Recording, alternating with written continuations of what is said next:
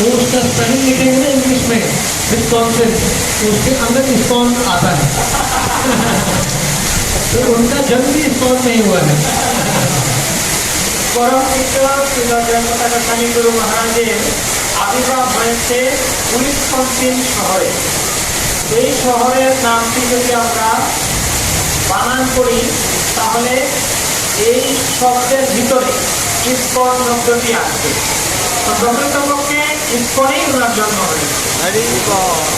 और महाराज जी का जो सरनेम है, सरनेम वो है गौरधन, GOURDN। उसका अर्थ है गौरधन। महाराज हमारे लिए गौरव महाप्रभु के कृपाधन है। तो गुरु महाराजेर नामेर जे उपाधि गौरधन, तो এটাকে যদি আমরা বানান করি ইংরেজিতে তো এর উচ্চারণ হবে গৌরধন। तो महाराज परम पूज्य महाराज गुरु महाराज जब भी मुंबई में उनको स्ट्रोक आया तो हिंदू हॉस्पिटल में उनको एडमिट किया गया।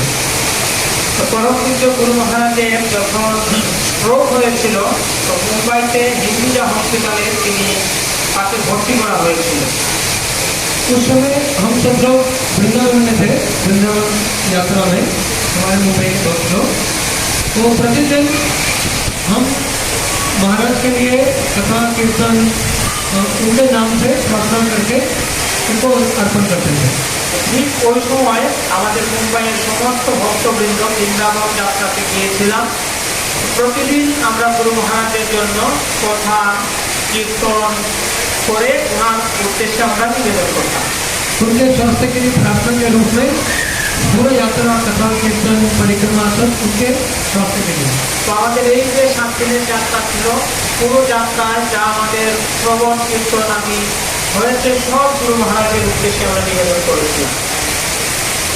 उनके मुझे ऐसा एहसास हुआ, साक्षात्कार हुआ कि महाराज के लिए प्रार्थना करने से हमें कृपा मिल गया। हम उनके लिए प्रार्थना कर रहे हैं लेकिन हमें बहुत कृपा मिला कि हम उनको स्मरण कर रहे थे, भक्त का स्मरण। ওই সময় আমরা যেইভাবে গুরু মহারাজের জন্য শ্রবণ কীর্তন করছিলাম তো আমাদের উপলব্ধি হয়েছে ওনার জন্য প্রার্থনা করে প্রকৃতপক্ষে আমাদের বেশি কৃপা লাভ হয়েছে। तो एक शुद्ध भक्तों को लिए प्रार्थना करना, उनका स्मरण करना ये हमारे लिए बहुत लाभ है। শুদ্ধ ভক্তের জন্য প্রার্থনা করা, তাকে স্মরণ করা এটা আমাদের জন্য পরম মঙ্গল। प्रतिदिन हम शाम को जो डॉक्टर उनको ट्रीट कर रहा था वो head of the neuro surgery department था, डॉक्टर अशोक पारे, head of neuro surgery department Hinduja hospital. उसको हम रोज फोन करते थे और वो हम उससे अपडेट देते थे कि महाराज का स्वास्थ्य की क्या अपडेट है। তো ওই সময় নিউরো সার্জন গুরু মহারাজের এই ডাক্তারদের যে প্রধান ছিলেন তো আমরা প্রতিদিন তাকে ফোন করে গুরু মহারাজের স্বাস্থ্যের খবরাখবর আমরা দিতাম। हमने जब प्रथम दिन उनको फोन किया, प्रथम दिन तो डॉक्टर बोला कि ऐसा मैंने 1000 केस देखा है लेकिन इस केस में कोई जीवित नहीं रहता। তো আমরা প্রথম যেদিন ডাক্তারকে ফোন করেছি তো তিনি বলেছেন যে এরকম আমি 1000 কেস দেখেছি কিন্তু কেউ উনি ছাড়া আর কেউ জীবিত ছিলেন না। उसने कहा कि निश्चित रूप से मैं कह सकता हूँ, निश्चित रूप से ये केस में कोई जीवित नहीं रहता। তো ডাক্তার বলছেন যে আমি নিশ্চিত করে বলতে পারি যে এরকম কেসে সাধারণত কেউ জীবিত থাকে না। 3 दिन के बाद हमको फोन किया, वो डॉक्टर बोलता है ये कृष्ण का चमत्कार हो गया, उनको रिकवरी हो गया, ये बहुत चमत्कार है, अभी मैं निश्चित रूप से कहता हूँ कि वो जिएगी। 3 দিন পর যখন ফোন করেছি তো ডাক্তার বলছেন যে এটা কৃষ্ণের একটা চমৎকার, একটা আশ্চর্য বিষয় যে তিনি এখন বেঁচে গেছেন এবং তিনি ভালো হবেন। वो डॉक्टर, वो कृष्ण में उसका विश्वास नहीं था, भगवान में विश्वास नहीं, महाराज को ट्रीट करने के बाद उसका कृष्ण में विश्वास हो गया। এই ডাক্তারের কৃষ্ণের উপরে বিশ্বাস ছিল না, গুরু মহারাজকে চিকিৎসা করতে গিয়ে তার কৃষ্ণের উপরে বিশ্বাস স্থাপন হয়েছে। तो परम पूज्य राघवनाथ स्वामी गुरु महाराज ने कहा देखिए जयप्रदा का महाराज चेतना नहीं फिर भी प्रचार कर रहे हैं। তো পরম পূজ্য রাধানাথ স্বামী গুরু মহারাজ তখন বলছেন যে দেখেন জয় পতাকা মহারাজের চেতনা নেই কিন্তু তবুও তিনি প্রচার করে যাচ্ছেন। वो चेतना नहीं फिर भी डॉक्टर को भक्त बना दिया। ওনার কোনো চেতনা নাই তারপরে তিনি ডাক্তারকে ভক্ত বানিয়ে দিয়েছেন। तो देखिए उनको चेतना नहीं फिर भी प्रचार कर रहे हैं, हमारे को चेतना है, हमें कितना प्रचार करना चाहिए। তো দেখুন ওনার চেতনা না থাকা সত্ত্বেও তিনি প্রচার করছেন। তো আমাদের চেতনা আছে তাহলে আমাদের কতটা প্রচার করা উচিত। तो महाप्रभु का जो प्रचार का शक्ति है वो बहुत बहुत भूरी भूरी प्रचार का शक्ति परम पूज्य जयप्रदा स्वामी महाराज में उत्सवनिष्ठ है। তো মহাপ্রভুর এই যে প্রচার শক্তি মহাপ্রভু প্রচুর পরিমাণে জয় পতাকা মহারাজকে অর্পণ করেছেন। उनके समान किसी ने प्रचार नहीं किया। हम देखते हैं ওনার সমাজ কেউ এত প্রচার করেনি। महाप्रभु नित्यानंद प्रभु कहे हमारा दुष्कर्म कर्म तुम होते है, जो प्रचार मैं नहीं कर सकता वो आप कर सकते हैं। মহাপ্রভু বলেন যে প্রচার আমি করতে পারিনি সেই প্রচার তুমি করেছো। प्रभुपाद तात्पर्य में लिखते हैं कि नित्यानंद प्रभु की कृपा से जो महाप्रभु नहीं कर सकते वो नित्यानंद प्रभु कर सकते हैं, और जो नित्यानंद प्रभु नहीं कर सकते वो उनके सेवक कर सकते हैं। ये परंपरा है। प्रभुपाद ने टीका में लिखा है শিল প্রভুপাদ তাৎপর্যে লিখেছেন চৈতন্য মহাপ্রভুর কৃপায় যা হওয়া সম্ভব নয় নিত্যানন্দ প্রভুর কৃপায় তা হওয়া সম্ভব।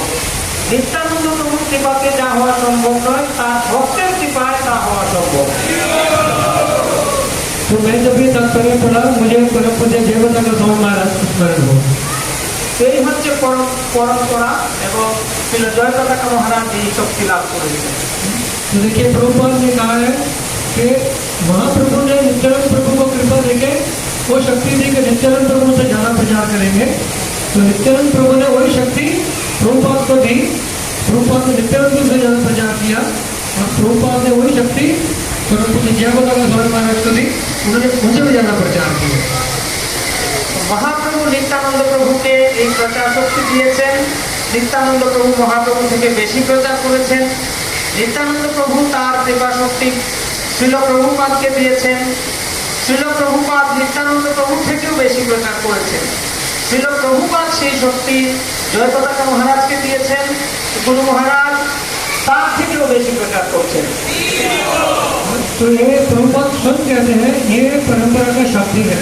তো প্রভুপাদ স্বয়ं এই কথা বলেছেন এই হচ্ছে পরম্পরার শক্তি।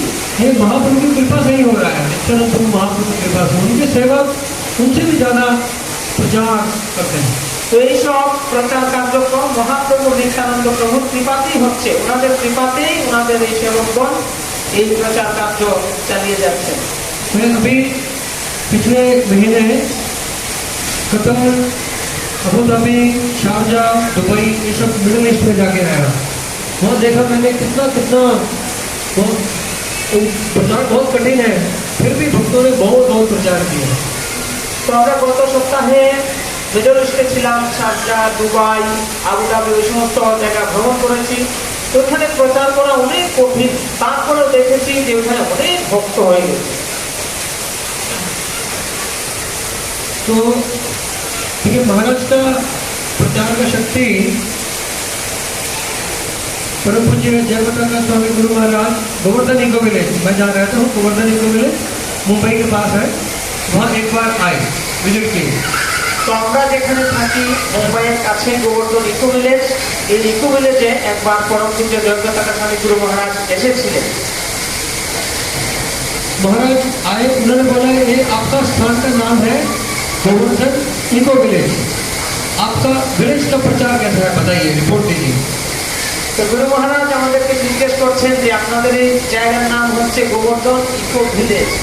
তো উনি বলছেন যে আপনাদের এই ইকো ভিলেজের যে প্রচারের রিপোর্ট সেটি আমাকে আপনারা দিন। विलेज प्रीचिंग कैसा हो रहा है? ভিলেজ প্রিচিং গ্রামাঞ্চলে আপনাদের প্রচার কেমন হচ্ছে রিপোর্ট আমাকে দিন। हाँ मतलब आपका नाम है गोवर्धन इको विलेज, तो विलेज प्रीचिंग का है बताइए। তো আপনাদের যেহেতু এই গোবর্ধন ইকো ভিলেজ, আপনারা গ্রামে থাকেন, তাহলে গ্রামে কেমন প্রচার করছেন এই রিপোর্ট আমাকে দিন। उस समय हमारा विलेज प्रीचिंग अभी शुरू नहीं किया था। महाराज ने सवाल पूछा, फिर हमने 20-25 विलेज में प्रचार शुरू किया, अभी बहुत अच्छा प्रचार हुआ है। তো এর আগে আমাদের এই ভিলেজ প্রিচিং গ্রামে গ্রামাঞ্চলে প্রচার ছিল না, তো উনি এইভাবে বলার পর থেকে আমরা এই ভিলেজ প্রিচিং শুরু করেছি। এখন গ্রামাঞ্চলে আমাদের ব্যাপক প্রচার। क्योंकि महाराज का एक क्वेश्चन, आपका विलेज प्रीचिंग कैसा हो रहा है, हमको करना पड़ेगा। महाराज ने हमको पूछ लिया, उनके प्रश्न पूछने में इतना शक्ति है कि हमारे 20-25 विलेज में प्रचार शुरू हो गए। তো গুরু মহারাজের শব্দের মধ্যে এত শক্তি, মাত্র একটা প্রশ্ন করেছেন যে আপনাদের ভিলেজ প্রিচিং এর রিপোর্ট দিন। তো উনার এই প্রশ্ন থেকে আমরা শক্তি পেয়েছি যে মহারাজ যেহেতু বলেছেন আমাদের কি প্রচার শুরু করতে হবে, 20-25 দিনের মধ্যেই আমরা এই ভিলেজ প্রিচিং শুরু করেছি। क्योंकि सबसे गुरु महाराज का शिष्य का ये उत्तरदायित्व है, रिस्पॉन्सिबिलिटी है कि गुरु महाराज की कृपा मिला है, इसको हम गुरु दक्षिणा देना चाहिए। शिष्य का एक कर्तव्य है तो उसको गुरु दक्षिणा देना चाहिए। তো শিষ্যের কর্তব্য হচ্ছে গুরুদেবকে গুরু দক্ষিণা দেওয়া, যেহেতু শিষ্য গুরুদেবের কাছ থেকে কৃপা লাভ করেছে।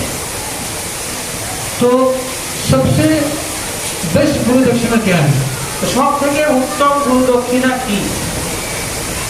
एक बार भक्ति सिद्धांत सरस्वती ठाकुर प्रभुपाद के शिष्य उनसे पूछे, गुरुदेव हम आपको क्या दे सकते हैं? তো একবার ছিল ভক্তি সিদ্ধান্ত সরস্বতী ঠাকুর প্রভুপাদের একজন শিষ্য ওনাকে জিজ্ঞেস করেছেন, গুরু মহারাজ আপনাকে আমি কি দিতে পারি? वो बोले, आप मुझे आपका एक कान दीजिए। তো তিনি বলছেন যে তুমি আমাকে তোমার একটা কান দাও। ठीक है, जो मैं आपको शिक्षा दे रहा हूँ उसको ग्रहण करो कान से। এর অর্থ হচ্ছে আমি তোমাকে যা শিক্ষা দিচ্ছি তুমি এই কান দিয়ে তা গ্রহণ করো। तो बेस्ट गिफ्ट गुरु को क्या है? उनको शिक्षा को ग्रहण करना, ये सबसे ग्रहण करना और दूसरों को देना, ये सबसे बड़ी गुरु दक्षिणा है। তো सब থেকে বড় গুরু দক্ষিণা হচ্ছে গুরুদেবের শিক্ষা গ্রহণ করা এবং অন্যদেরকে দান করা।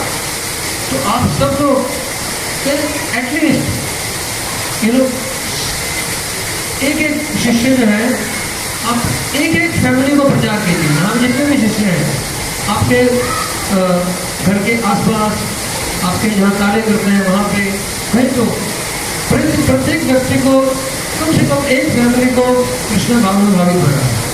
তো আপনারা যত ভক্ত আছেন সবাই প্রত্যেকেই আপনার বাড়ির আশপাশে যারা আছে সম্পর্কে একটা পরিবারকে আপনারা ভক্ত বানাবেন।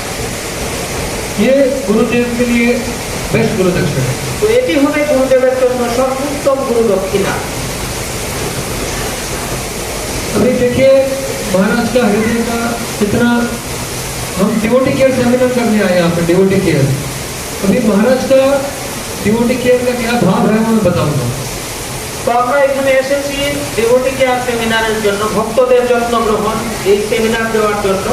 তো এখন আমি গুরু মহারাজের এই ভক্তদের যত্ন গ্রহণের যে মনোভাব আমি এই ব্যাপারে বলব। एक बार गुरु महाराज हॉस्पिटल में एडमिट थे और उनका स्वास्थ्य भी ठीक नहीं था। उनके जो दूसरा एक पेशेंट था उनके आईसीयू में, नेक्स्ट बेड आईसीयू में, वो शरीर छोड़ने वाला। তো একবার গুরু মহারাজ হাসপাতালে ভর্তি আছেন, তিনিও আইসিইউতে। ওনার পাশে আরেকজন, ওনার পাশের আইসিইউ বেডে আরেকজন রোগী, উনি প্রায় মারা যাচ্ছেন। महाराज ने तुरंत कहा, ये गीता लेके आओ, उसके लिए पुरुषोत्तम योग 15वां अध्याय को उच्चारण करो, उसको तुलसी गंगा जल दो, शरीर छोड़ने वाला। ঠিক ওই সময় গুরু মহারাজ বললেন, যখন ওই রোগীটা মারা যাচ্ছে, যে এখনো গীতা নিয়ে আসো, গীতা থেকে 15 অধ্যায় পুরুষোত্তম যোগ পাঠ করো, তার মুখে তুলসী দাও। देखिए अपना भी उनका आईसीयू में स्वास्थ्य ठीक नहीं, बहुत ये है, तो फिर भी वो दूसरे के लिए तुरंत बोलते हैं, इनका ध्यान रखो, किसी भी छोड़ने वाले इनको कृष्ण कृपा करना चाहिए। দেখুন উনিও আইসিইউতে ভর্তি, ওনারও শরীরের অবস্থা ঠিক না, ভালো না, কিন্তু তারপরেও তিনি অন্যের ভালো মঙ্গল যত্ন গ্রহণের জন্য বলছে যে না, তার ওই লোকটা এখন দেহতে করতে যাচ্ছে, তার তোমরা যত্ন গ্রহণ করো। और जब भी हॉस्पिटल में थे तभी नेपाल में भूकंप आ गया, उसी समय नेपाल में, और नेपाल में भूकंप आया तो महाराज ने तुरंत भक्तों को पूछा, नेपाल में फोन लगाओ, पूछो भक्त कैसे हैं, उनको कुछ नुकसान नहीं हुआ, उनको कुछ किसी भक्तों का कुछ इंजरी नहीं हुआ, तुरंत पूछने लगे। তো গুরু মহারাজ যখন এবার হসপিটালে ভর্তি অসুস্থ, তো ওই সময় নেপালে ভূমিকম্প হয়েছে। সাথে সাথে গুরু মহারাজ জিজ্ঞেস করছেন যে নেপালে যারা ভক্ত আছে তাদেরকে তোমরা ফোন করো, জিজ্ঞেস করো যে তারা কেমন আছে, ভক্তদের কোনো ক্ষয়ক্ষতি হয়নি তো। ये सब जब खुद आईसीयू में आप देखिए, এবং তিনি জিজ্ঞেস করছেন নিজে আইসিইউ থেকে। ये उनका एकदम हृदय का डिवोटी के अनुकंपा। এই হচ্ছে ওনার হৃদয় থেকে ভক্তদের প্রতি যত্ন গ্রহণ এবং ওনার অনুকম্পা। हम 2018 में 5000 भक्त मायापुर यात्रा में गए बॉम्बे में। তো আমরা 2018 সালে মুম্বাই থেকে মায়াপুরে 5000 ভক্ত নিয়ে এসেছিলাম। हमने भक्तों के लिए नाश्ता बनाया, लंच बनाया, और हमने डिनर कहा कि डिनर जिस भक्त की इच्छा है, मायापुर में कोई गंगा भवन में, कोई सुलभ में, वो कोई थोड़ा पिज्जा खाना चाहता है, वो बड़ा बड़ा मार्केट है, झालमुड़ी, पानीपुरी, चाट इत्यादि, तो थोड़ा मायापुर में जिसकी जैसी इच्छा है वो आप शाम को ले सकते हैं। তো আমরা ওই সময় সকালের নাস্তা এবং দুপুরের প্রসাদের ব্যবস্থা করেছি, আর ঘোষণা দিয়েছি যে রাতের বেলা সন্ধ্যার পরে যে রাতের প্রসাদ মায়াপুরে গোটা ভবন আছে, সুলভ আছে, গোবিন্দাস আছে, এছাড়াও আরও প্রসাদের ব্যবস্থা আছে। তো যার যেখানে ভালো লাগে আপনারা পেয়ে নিতে পারেন। क्या हुआ, 5000 भक्तों थे, सब जगह प्रसाद खत्म हो गया, फिर भी भक्त बाकी है अभी। तो ये एक दिन हुआ, परम पूज्य जयप्रकाश स्वामी महाराज को मालूम चला, और जो खत्म होने से पहले भी पूरा लाइन लग गया, 1 घंटा का लाइन लग गया, क्योंकि एक साथ भक्त लोग गए नाच के बाद। तो ये परम पूज्य जयप्रकाश स्वामी महाराज को मालूम चला। তো যেহেতু একসাথে 5000 ভক্তরা প্রসাদ পেতে বের হয়েছে, কিছু পাওয়ার পর সব জায়গায় প্রসাদ শেষ হয়ে গেছে। তো শেষ হওয়ার পর যারা বাকি আছেন সবাই লাইন ধরেছে প্রসাদের জন্য। महाराज ने बोले अरे भक्तों को 1 घंटा लाइन में लगना पड़ा, फिर भी कुछ लोगों को प्रसाद नहीं मिला। महाराज को बहुत एक दुख हुआ, मायापुर में आके 1 घंटा लाइन में लगे, कुछ प्रसाद नहीं मिला।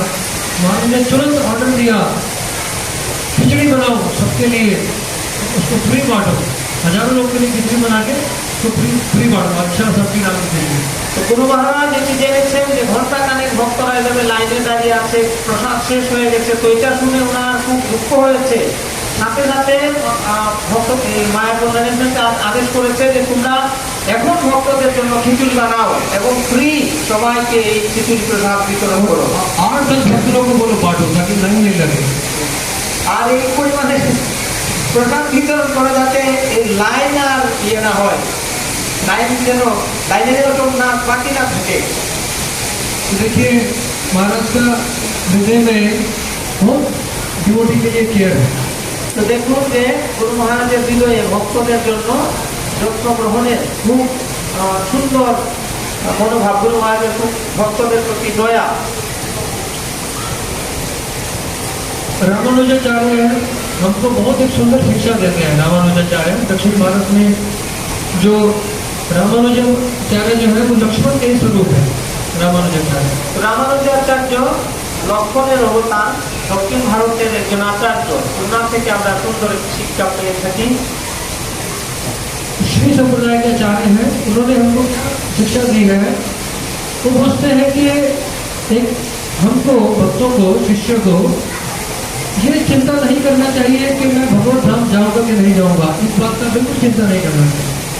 রামানুজাচার্য বলছেন, শ্রী সম্প্রদায়ের আচার্য, যে শিষ্যদেরকে এরকম ভাবার কোনো দরকার নাই যে আমি ভগবত ধাম যাবো নাকি যাবো না। इसका चिंता बिल्कुल नहीं करना है। শিষ্যের একদমই ভগবত নামে ফিরে ফিরে যাওয়ার চিন্তা করার কোনো আবশ্যকতা নেই। हमको एक ही बात का चिंता करना है, वो है मैं मेरे गुरु का आज्ञा का पालन ठीक से कर रहा हूँ कि नहीं कर रहा हूँ। তো শিষ্যের শুধু এটাই চিন্তা করা উচিত যে আমি কিভাবে আমার গুরুদেবের আজ্ঞা পালন করব। तो भगवत धाम जाएंगे नहीं जाएंगे इसका आपको बिल्कुल चिंता नहीं करना है। गुरु महाराज का आज्ञा पालन कर रहे हैं नहीं, ये हमको सोच विचार करना है। ভগবতাম যাব ভগবতাম যাব এই চিন্তা করার কোনো দরকার নেই। শিষ্যের শুধু একটাই দরকার যে কিভাবে গুরু মহারাজের আদেশ পালন করব। तो यदि हम गुरु महाराज के आज्ञा का पालन कर रहे हैं तो उनकी कृपा से हमको भगवत धाम अवश्य प्राप्त होगा।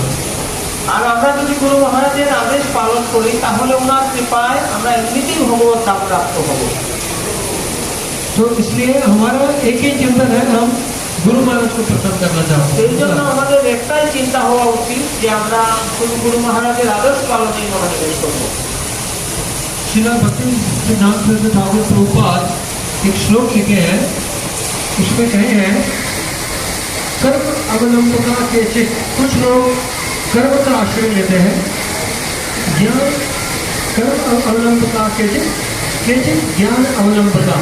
कुछ लोग कर्म का आश्रय लेते हैं, कुछ लोग ज्ञान का आश्रय लेते हैं। শ্রীল ভক্তি সিদ্ধান্ত সরস্বতী ঠাকুর প্রভুপাদ একটি শ্লোক লিখেছেন, এখানে বলা হচ্ছে যে কেউ কর্মের আশ্রয় গ্রহণ করে, কেউ জ্ঞানের আশ্রয় গ্রহণ করে। लेकिन वो कहते हैं हम हरिदास, हम भगवान कृष्ण के दास, हमारा क्या आश्रय है? गुरु महाराज का पादुका, वही हमारा आश्रय है। কিন্তু তিনি বলেন যে হ্যাঁ আমি যেহেতু হরিদাস তো আমার একমাত্র আশ্রয় হচ্ছেন গুরু মহারাজের পদাশ্রয়, গুরু মহারাজের পাদপদ্ম। आप देखिए गुरु महाराज का जो पादुका, लकड़ी का पादुका होता है ना, लकड़ी का पादुका, अब जब भी उसको देखेंगे आप ये सोचिए ये सबसे स्ट्रॉन्ग बोर्ड है जो हमको भव सागर के पार ले। যখনই আপনি গুরু মহারাজের পাদুকা দেখবেন তখন এরকম উপলব্ধি হবে যে এই হচ্ছে আমার জন্য সব থেকে বড় আশ্রয় বা নৌকা। तो वयम तो हरिदासा नाम पाद प्राणा अवलंबकम। हम गुरु महाराज के पादुका का आश्रय लेके इस संसार को पार कर जाएंगे। তো আমরা হরিভক্তরা গুরু মহারাজের এই পাদুকার আশ্রয় গ্রহণ করে এই সংসার রূপ সাগর পার দিয়ে যাব। तो उनका पादुका का आश्रय ग्रहण करने का है उनका, उन्होंने जो हमको आचरण से और वाणी से जो सिखाया है उसको जीवन में ग्रहण करें। গুরু মহারাজের এই পাদুকার আশ্রয় গ্রহণ করার অর্থ হচ্ছে তিনি আমাদেরকে তার বাণী এবং আচরণের মধ্যে যে শিক্ষা দিয়েছেন তা কায় এবং বাক্যে পালন